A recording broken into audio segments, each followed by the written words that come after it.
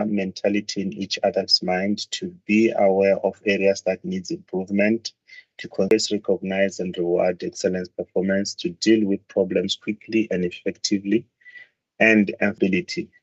As NERSA is a public institution, it is important that we strive to ignite excellence, for NERSA becomes one of the leading energy regulators. Thank you very much, Mr. Abul. Then proceed to the adoption of the agenda. Any changes suggested by show of hands, members that up. Any? Thank you, Madam Maseti. Let's then I also do support. So the agenda is adopted as put forth.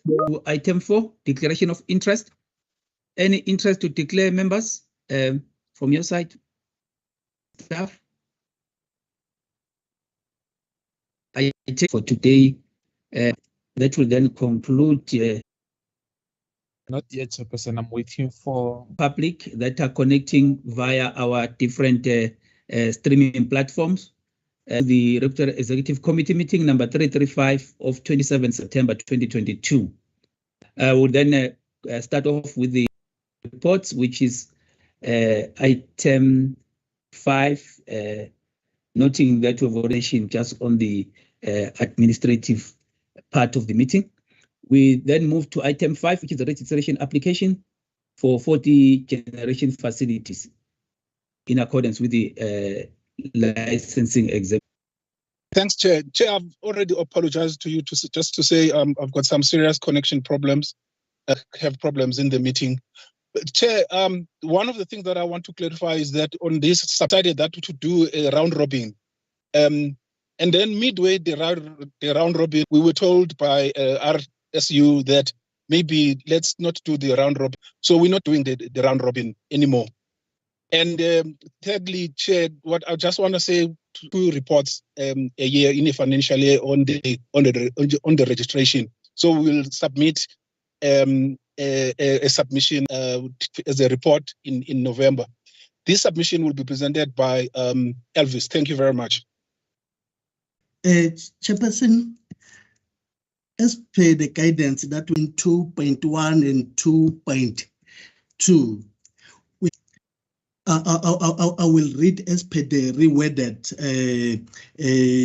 word. It will also affect paragraph 15, and that will also apply to the decisions in each. The purpose of the registration applications of the purpose is also to request the executive committee to approve the registration application of 2 generation facilities that will be generating electricity. In the total energy that will be generated, Chairperson, in the first quarter and the second quarter of 2022 calendar year, NERSA has already approved the registration of 99 generation facilities with a total capacity of 313 megawatts.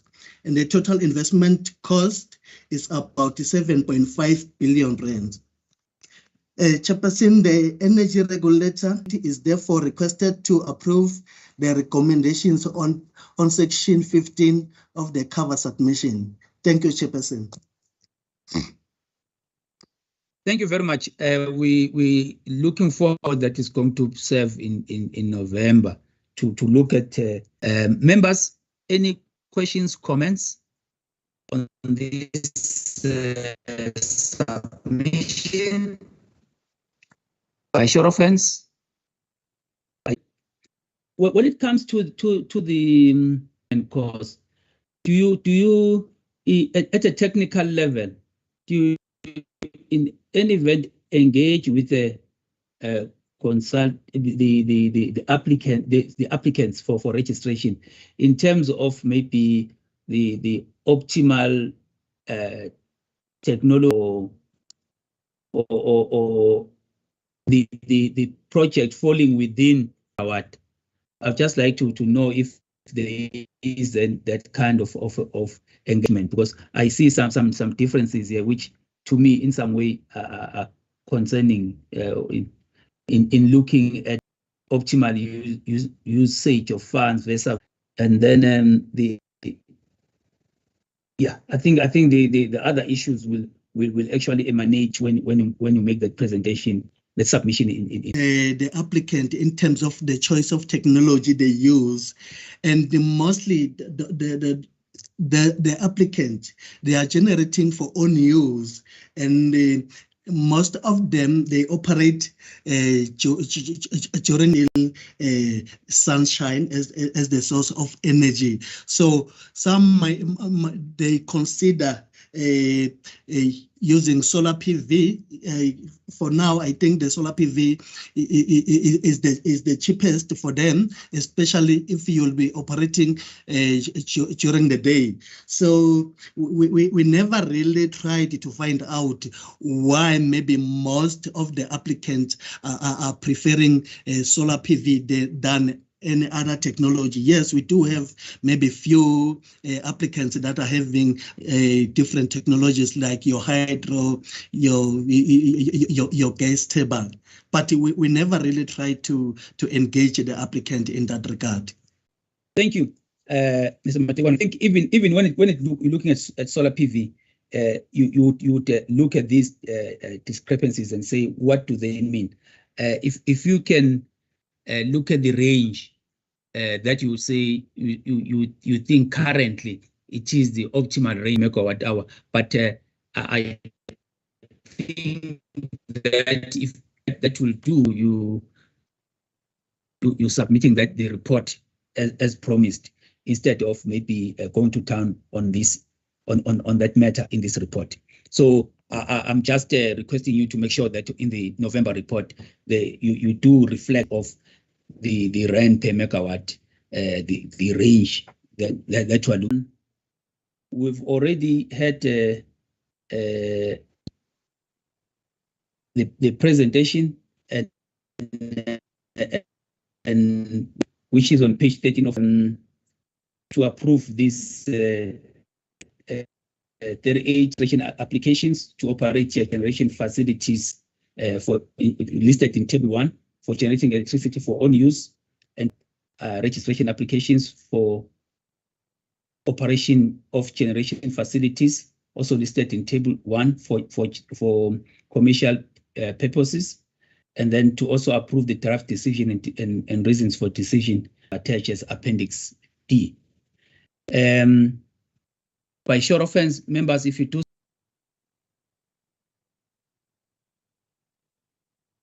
Thank you. The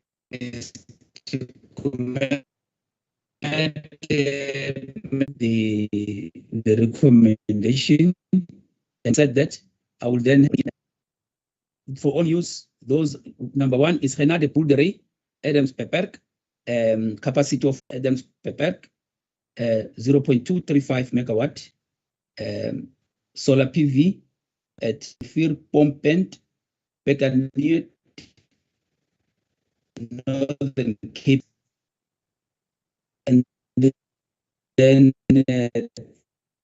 third one 0.235 megawatt solar PV, farm oil refill pump, Spelpent, Popat. Fourth one 235 megawatt at farm oil refill, Quart War, Woodcamer, Northern Cape Province. The fifth one is Monostone Pty Ltd at solar PV at the Flagte van Lotterbronnen, 50,000 Free State Door, Eastern Cape 5 megawatt, solar PV, Holsdam, Barkley West, Northern Cape Province. The eighth one,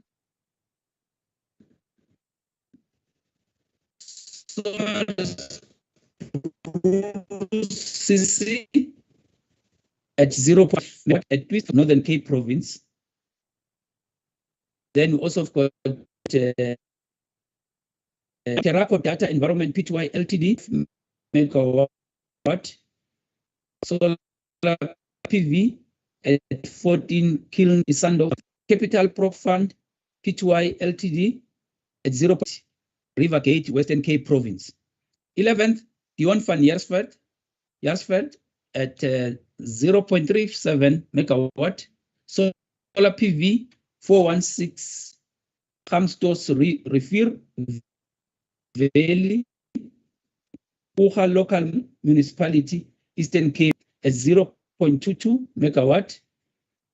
Solar PV at Prairie Farm, Kampberg, Mooi Rivier or Mooi River in province. 14, Grassland 75, Portion 137 and 6 on farm Hemstede in Kraken. 15, Broad Point Security Megawatt, Solar PV at Broad Point Industrial Estate Mini Units, Extension Bell Street, Meadowdale, Extension 12 in Gauteng Province.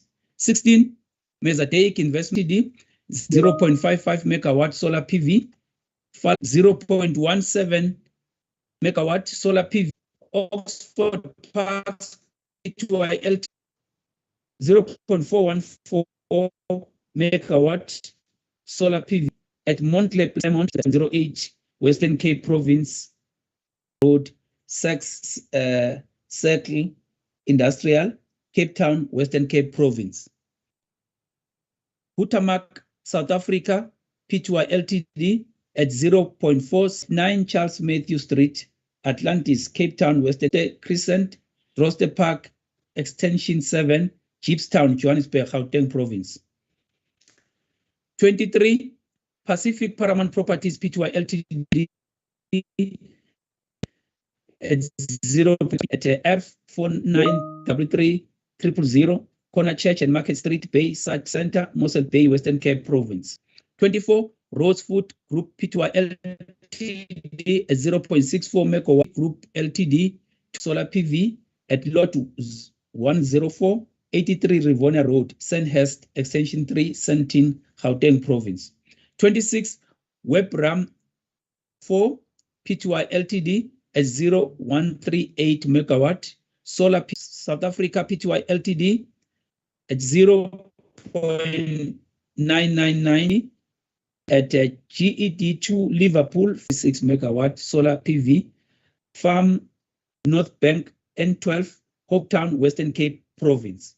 29, Zoetgat Boerdery Adamspeperk at 0.15 megawatt solar PV town Thembelihle Local Municipality or Thembelihle Local PV at farm Zoetgat Hopetown Thembelihle Local Municipality, Northern. 31, Zoetgat Boerdery Adamspeperk 0.33 megawatt local municipality, Northern Cape Province. 32, Cornelius Christoffel Highline at 0.11 megawatt solar PV at Hyde Park pole number BUFD 852, Priska, Northern Cape Province. 33, Cornelius Christoffel Highline. 34, Oda Picari P2I Ltd at 0.11 megawatt solar PV, Just Drift 945, Muria 733, Voltrekker Road, Maitland, Western Cape Province.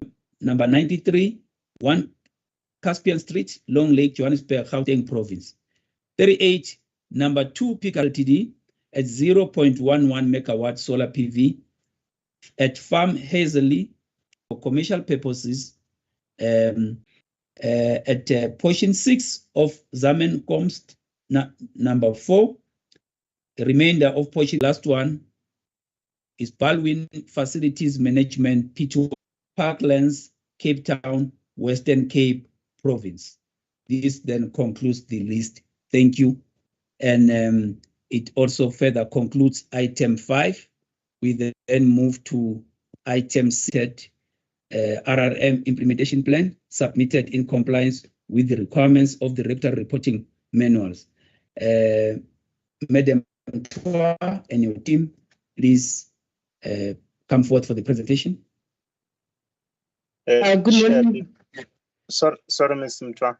Chair, Ms. Maseti is having another challenge whereby her devices might die anytime soon, and she's requesting that the team be quick to introduce their reports. And I omitted to record the apology of Ms. Hatting, the Secretary of REC. She's on leave, Chair. Thank you. We may proceed. Thanks, Chair. I therefore won't waste time on this. Thank you. we're going to present the cost allocation manual submitted by Oil Thinking Saldanha in terms of delegation authority, in terms of section 3.2 of the petroleum pipeline delegation metrics approved by the energy regulator on the 3 June 2021. Monitoring and enforcement of compliance with the regulatory accounts guideline must be approved by REC. Section 2 RRM Volume 1 prescribes that each licensee is required to submit to NERSA a cost allocation mechanism for approval as for implementation, and before the licensee makes its first filing on the regulatory financial. On August 22, OTMS submitted its CAM. The CAM submitted by OTMS was evaluated. In terms of the link to the NERSA business, this is linked to the strategic objective 2.1 under cross-cutting regulatory matters in the business plan. The project is monitoring the implementation of the regulatory. The output is the implementation of the RRM in the petroleum pipeline industry, and OTMS cost allocation manual submitted in compliance with the RRM. Thank you, members. Thank you. Members, over to you. Any questions, comments, guidance, offense? Okay, I take it that there are none. And as a result, I then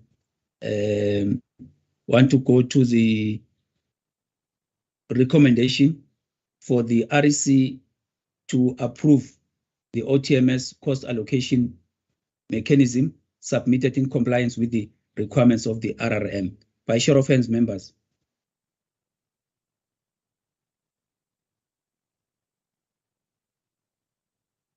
Thank you, Madam Maseti. Thank you, Mr. Kumete. I also support. This then concludes. We'll deal with this one in terms of the details of the application, but just to highlight a few things related to